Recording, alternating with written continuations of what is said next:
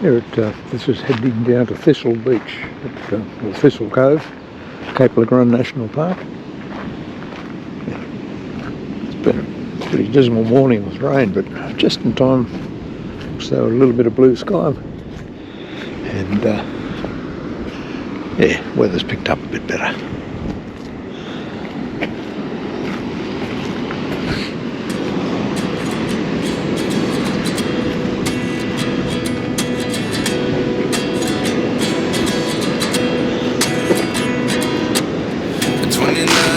Myself wondering what did happen to the last 10. I ran away with my life, fast forward, never turn back again. It's kind of funny that the more we pass time, the more we need to set the rewind. And 19 was the year I had to leave you, but now I'm seeing all the signs. Is this really happening? I can't believe it's true. I'm just as surprised as you. Is this really happening? I can't be too sure, but one day I'll be yours again.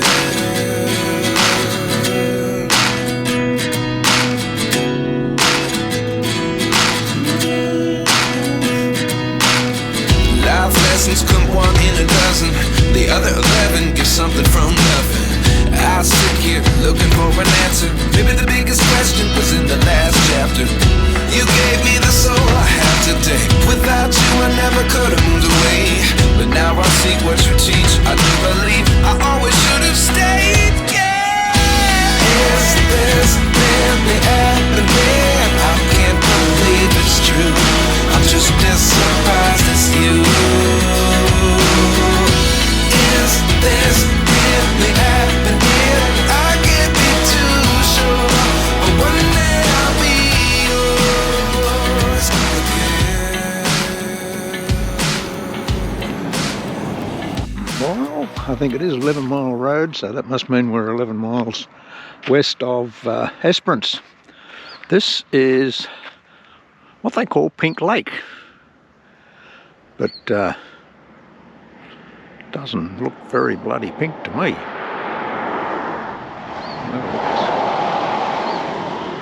Anyway, we'll have a look over here and see what the sign says. Why is the Pink Lake not pink?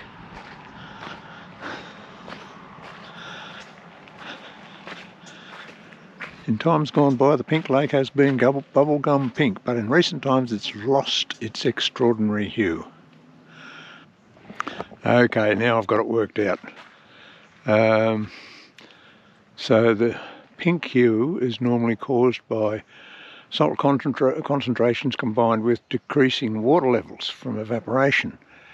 Now, seems they decided to build a railway line which cut off this connection to Lake Warden and the eastern lakes with the construction of commercial salt mining. Led to reductions in the lake's salt concentration, with fresh water entering the system through a combination of surface water inflow.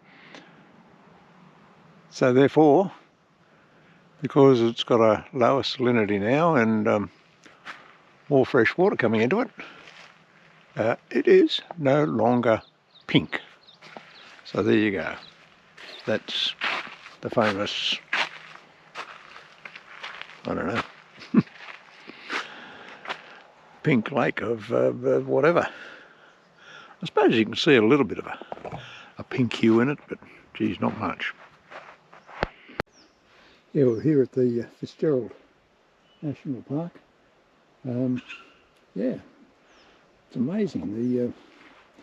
The West Australian national parks have done an amazing job in beautifying this area with tables, electric or gas barbecues, great roads in and out.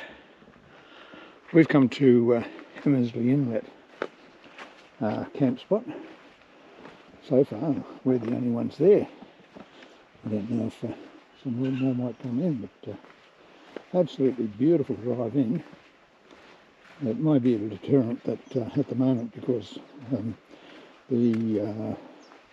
road to the west entry road to the west is closed, so you've virtually got to come in and out one way through Hopeton.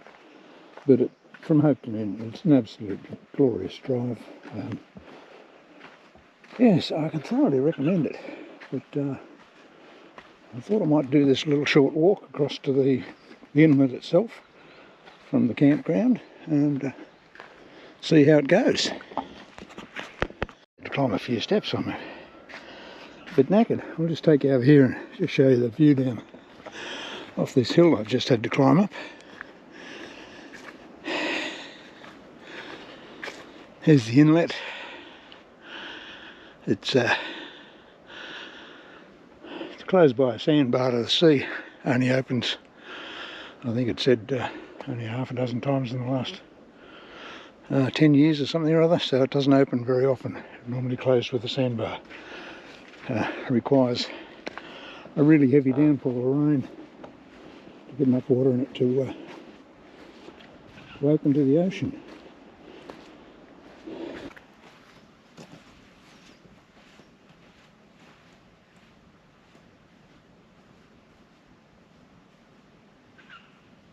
Come through here somewhere, I should get some nice views. Oh God, there's a nice spot. Nice spot to sit and take it all in. Ah, there, down there you can see, oh, that is a substantial sandbar sealing it off to the ocean. Right in the distance, if you can see it. And I can hear the ocean over the hill, so I might just continue on that way for a little further. What do they say? Hammersley Beach, 1.7 k's. Okay, see how we go.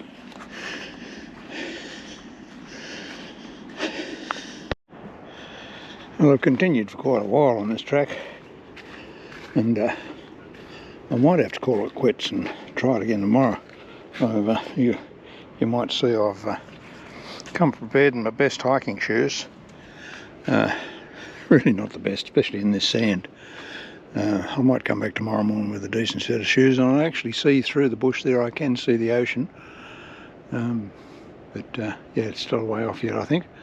So yeah, we might call it quits at this point and start heading back.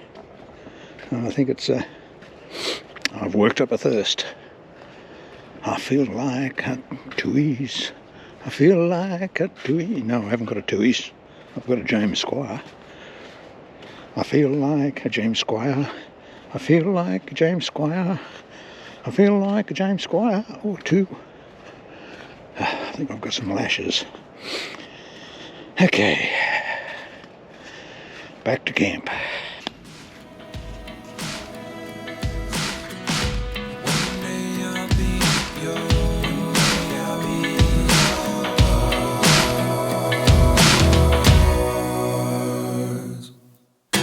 Lessons come one in a dozen, the other 11 get something from nothing. Life lessons come one in a dozen, the other 11 get something from nothing.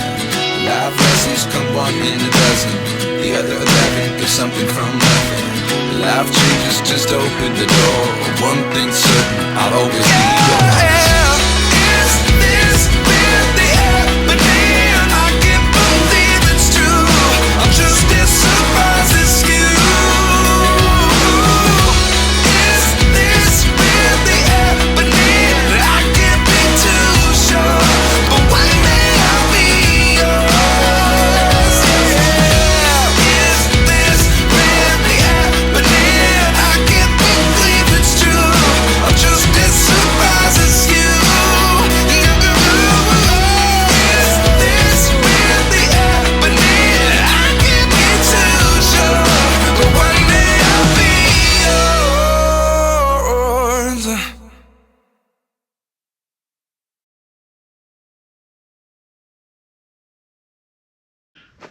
Yeah, quick morning walk this morning, just to come down to the water here.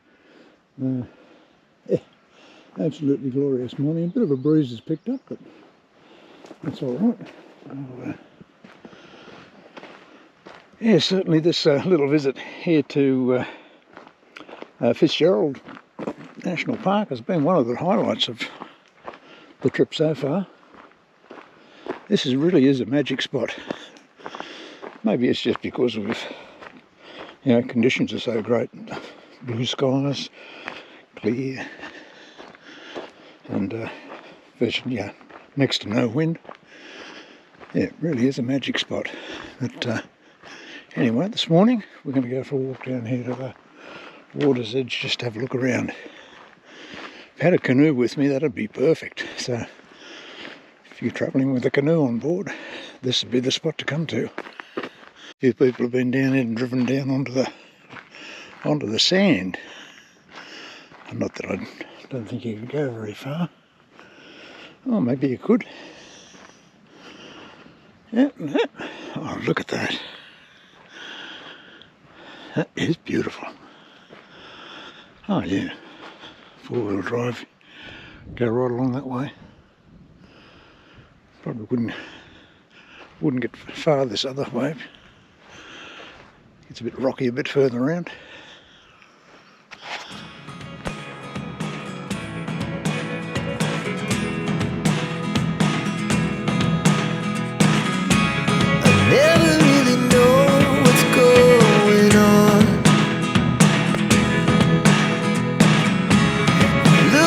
Sometimes like all you want to do is run. Hear me out, hear me out. It's all the things you never show. There are the things I want to know. In the whaling station. These are the ovens where the blubber was fed down through the tubes from the floor up above into these ovens for processing.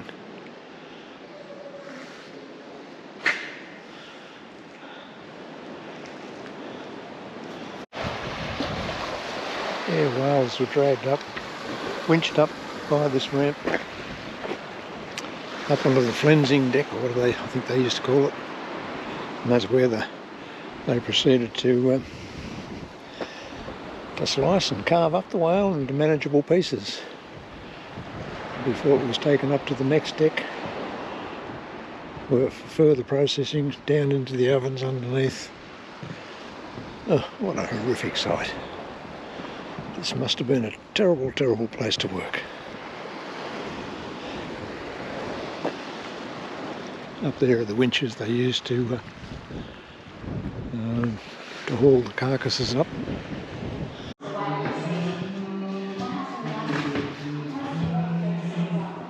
Yep, harpoon gun.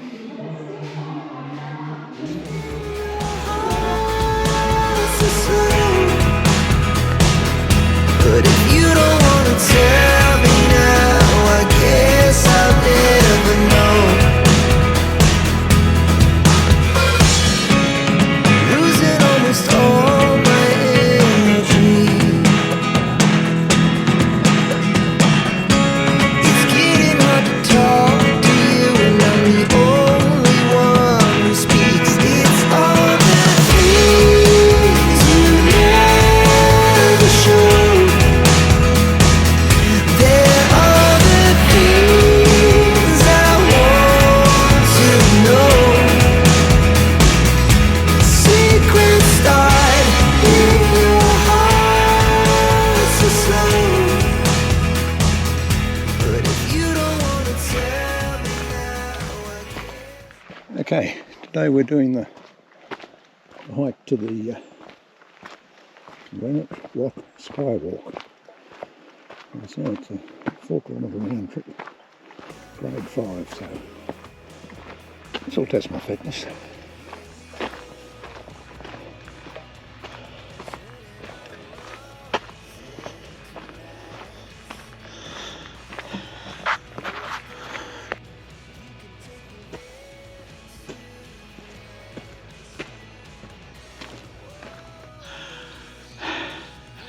Yeah, walking for hours. It's Still got 1.7 to go.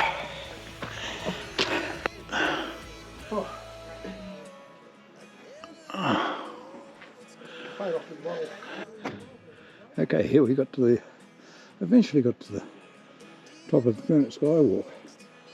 Very, very hard climb there, a true grade 5, but by God, the view up here really is spectacular.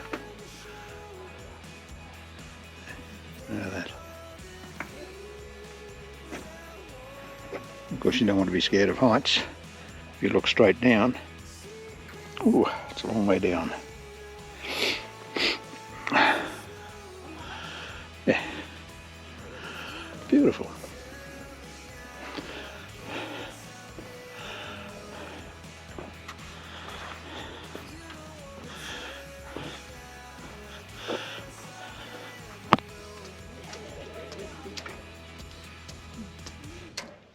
Okay.